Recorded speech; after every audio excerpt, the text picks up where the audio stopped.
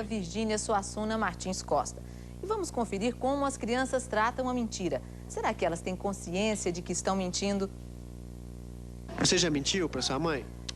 Não? Você já quebrou alguma coisa lá na sua casa? Eu já. O quê?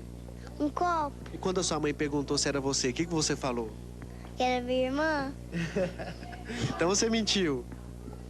É? Por que você mentiu? Porque eu quis. Ficou com medo? Uhum. Já estragou alguma coisa? Já. Já? E quando sua mãe pergunta se é você fala que é?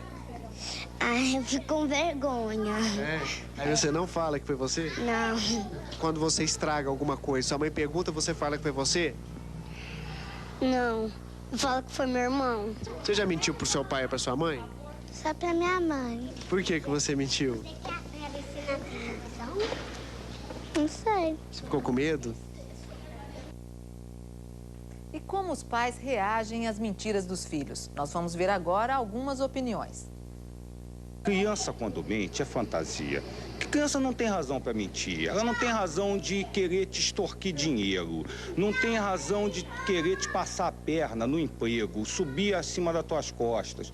Então não dá. Você fica... porque a criança está mentindo. Normalmente é fantasia. Ou é fantasia ou é angústia. A primeira orientação que eu dou é o seguinte, que a gente não deve mentir, que a mamãe sempre descobre, que a gente desconfia e questiona, né, realmente se a criança está mentindo ou não, né?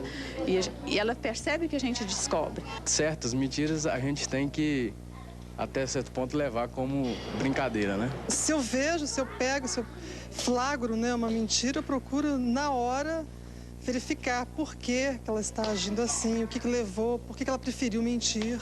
Tento o máximo. Virgínia, por que as crianças mentem? Olha, interessante nessas entrevistas aí, né, que nós vimos ao vivo, as crianças mentem muitas vezes para se defender, né, geralmente acusando o irmãozinho. Porque, na realidade, às vezes os pais são tão severos que elas morrem de medo. Então, muitas vezes elas mentem para se defender, outras vezes para se vingar dos pais, outras vezes porque até para satisfazer as expectativas dos pais, sabe, Ruth? Às vezes os pais querem, por exemplo, que o filho só tire nota 10 na escola. Ele fala, pai, hoje eu tirei nota 10. Então, às vezes, o perfeccionismo dos pais, né, leva as crianças a mentirem também. Agora, muitas vezes, até por imitação. A criança imita os pais, verificam que os pais estão mentindo, os pais, às vezes, dizem, nós vamos ao shopping, e acabam levando a criança para onde? Para o médico. Então, às vezes, por imitação, a criança começa também a mentir. Você acha que os pais podem estar incentivando, sem saber, uma mentira no filho? Sem dúvida, né? Por imitação, o hábito da mentira. Ou as crianças acabam imitando, né, os pais, ou muitas vezes os pais dizem assim, olha, não conte pra vovó que você não gostou do tamanho do ovo de Páscoa que você ganhou. Então, às vezes, protegendo os avós, né, você indiretamente está ensinando a criança a mentir. Essas mentirinhas que acabam protegendo, mas que podem evoluir e que podem levar a um distúrbio. Virgínia, no fato das crianças, muitas vezes ali, como, por exemplo, no caso dos exemplos que a gente viu aqui, todas as crianças, o Fernando, todos os meninos que falaram, Juliano, Felipe, todos eles atribuíram a culpa do que aconteceu a alguém. Esse fato dessa transferência das responsabilidades, a transferência das culpas, não pode ser um futuro prejudicial também, não? Pode ser, porque a criança, de repente, quando ela não assume a própria responsabilidade, ela está projetando no outro alguma coisa que é dela. E isso pode virar um hábito, e isso pode virar um vício. Isso é uma Realmente pergunta do ser Adriano, da Cidade Jardim.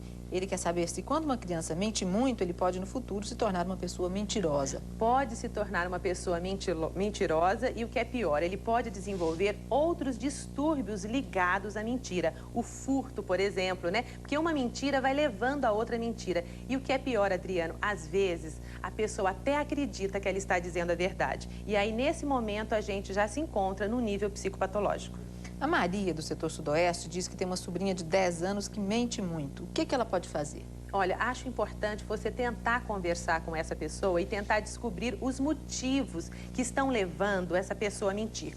Porque por detrás de cada mentira tem uma verdade. O que eu estou chamando de verdade? Tem um motivo que está levando essa pessoa a mentir. E com 10 anos, a gente já pode começar a considerar um distúrbio. Mas vamos explicar isso um pouco melhor, Virgínia. Como é que é isso? Por trás de cada mentira existe uma verdade?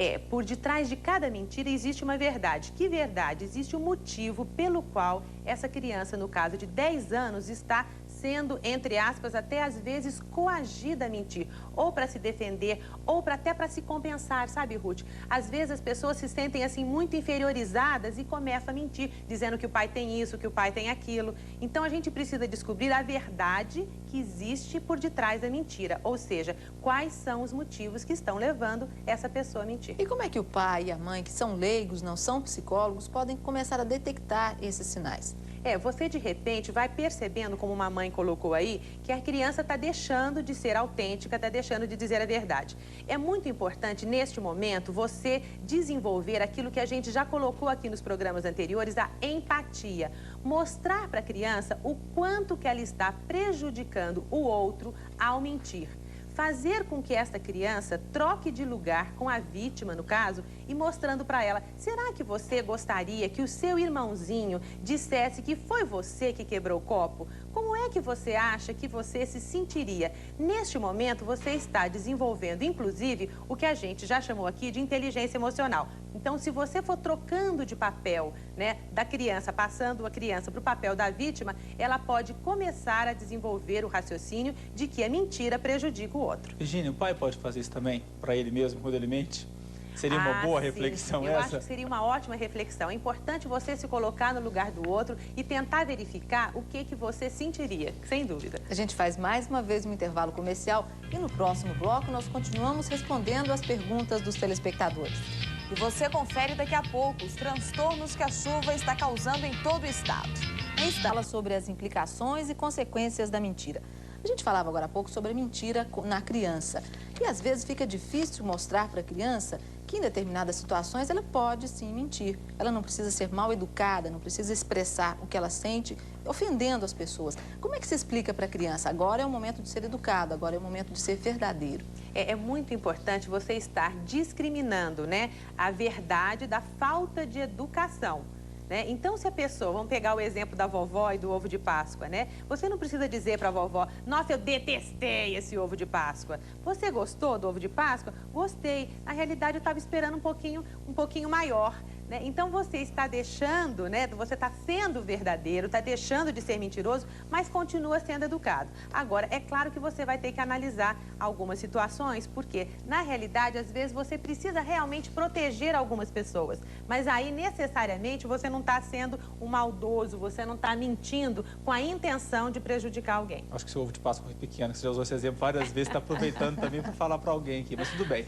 Virgínia, a Abadia Total Pela Vista, algumas das perguntas aqui, vamos sair um pouquinho da criança, vamos entrar um pouquinho no adulto também, afinal de contas, as mentiras, às vezes, dos adultos são bem mais prejudiciais, não é, Virgínia? Exatamente. A Abadia do Setor Bela Vista, ela convive com adultos que geralmente falam algumas mentiras, principalmente colegas de trabalho que ela coloca, e que mentem para derrubar outra pessoa. O que se pode fazer numa situação dessas? Olha, seria importante, você ficar atrás dessa pessoa, observando exatamente quais são os motivos que levam essa pessoa a mentir. E se o objetivo dele é derrubar, o colega de trabalho, seria importante você tentar fazer o contrário. Puxa, mas eu não percebo que o fulano faz isso que você está dizendo. Na medida em que você vai contradizendo o mentiroso, você indiretamente está induzindo ele à verdade. Mas eu convivo com essa pessoa, me isolo dessa pessoa que é a mentirosa do serviço, como é que eu faço? Eu acho importante você convivê-lo, porque de repente você tem aí até uma tarefa no sentido de encaminhá-lo para a verdade.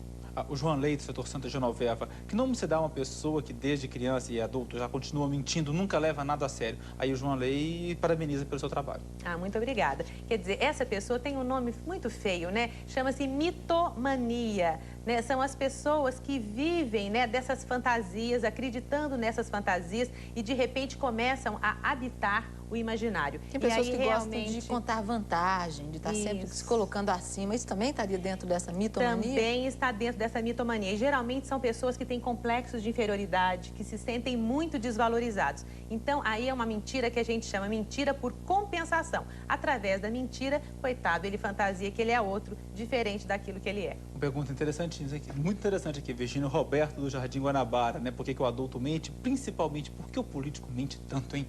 É porque, de repente, se ele for falar a verdade, essa é a minha opinião, essa é a minha verdade, provavelmente ele não seria eleito. Virgínia, mas é um contexto. Um exemplo hoje, a gente via aquela chacina lá em São Paulo, aquele horror que os policiais fizeram, e no ar um secretário de governo disse que aquilo foi um fato isolado, que os policiais costumam não fazer isso. E a gente já viu várias vezes policiais cometendo aí problemas, agredindo a população de uma forma geral. Quer dizer, descaradamente se tem a coragem de dizer que uma coisa que não acontece, enquanto se tinham cenas que provavam que aquilo acontecia. Por que a pessoa faz isso e esboça uma reação tranquila, calma? Já acostumou? Eu acho que não só foi questão de costume, não. Eu acho que é até necessário para que a pessoa, de repente, né, inverta a verdade. Porque, querendo ou não, as cenas que de repente a gente acabou vendo, elas machucam. A verdade dói. E por isso que muitas pessoas preferem conviver com a mentira. Virgínia, mentira, como várias outras situações, exige dois lados, exige que exista um mentiroso e alguém que goste de ouvir a mentira, que aceite ouvir a mentira. Exatamente. A gente chama de dupla neurótica. Né? Para um bom mentiroso, né, é importante que exista uma pessoa que também viva da mentira, porque ele acredita na mentira do mentiroso. E a gente poderia... é a mesma doença invertida. E a gente poderia extrapolar essa relação para a relação entre o político e os eleitores? Um mente e o outro gosta de ser enganado? Exatamente, porque parece que é uma necessidade, né, que a gente tem de viver um pouquinho o ideal. E a mentira nos coloca um pouquinho perto desse ideal, perto daquela pessoa que seria capaz de resolver todos os nossos problemas. Exatamente. Um bate e o outro gosta Virgínia, de apanhar. Rapidamente, a Isabel, da cidade de Goiás. Qual o verdadeiro motivo da mentira? Olha, tem vários motivos, né? Ou por compensação, ou por defesa, ou por vingança, ou por imitação. Então, cada pessoa tem um motivo para mentir. E é importante a pessoa buscar dentro de si esse verdadeiro motivo. Valmira, de Pires do Rio. A partir de que ano a criança começa a formar a sua personalidade? Acho que a preocupação justamente até que ano se aceitar as mentiras dela. A criança começa a formar sua personalidade ainda na vida intrauterina. Mas você deve se preocupar com a mentira a partir de 6 anos, né, de idade, entre 6 e 8 anos. Agora, com 10 anos, a mentira não pode mais ser aceita, porque ela já introjetou todos os seus conceitos de verdade. A Deusinete, do Jardim Novo Mundo, quer saber o que fazer quando uma criança insiste em uma única mentira. Acho que a mesma mentira. Acho que é importante você ir atrás dela, tentando verificar as pistas para que você prove a ela de que ela está mentindo e enfatizando até o que uma mãe colocou, mostrando para ela que a gente sabe sempre a verdade. A Ana Eleusa, da Vila Nova, pergunta o que você acha de uma senhora que castiga um adolescente de 17 anos por causa de mentira. Não tem idade para castigar, não, né? Eu acho que castigar, né, é a palavra muito forte. Quando você castiga uma criança ou um adolescente porque ele está mentindo, você está provocando uma outra mentira, porque ele vai ter tanto medo e pavor de você que uma mentira vai se alicerçando em cima da outra. Rapidamente, a Neide Jardim dos Oliveiras pergunta se um remédio é bater. Não, Neide, de jeito nenhum, porque se você bate, você aumenta o medo. Se você aumenta o medo, você aumenta a possibilidade da mentira. A melhor fórmula de combater a mentira é o diálogo, mostrando um pouquinho a verdade, sendo verdadeira e, principalmente, a maior dica que eu acho que eu tentei passar para vocês, levar a criança que está mentindo a se colocar no lugar do outro, para ela sentir o que ela está causando para aquela pessoa que ela está fazendo de vítima. Virgínia, muito obrigada pela sua participação e um bom dia da mentira. Um bom dia da mentira, tentando falar a verdade, né? Anderson.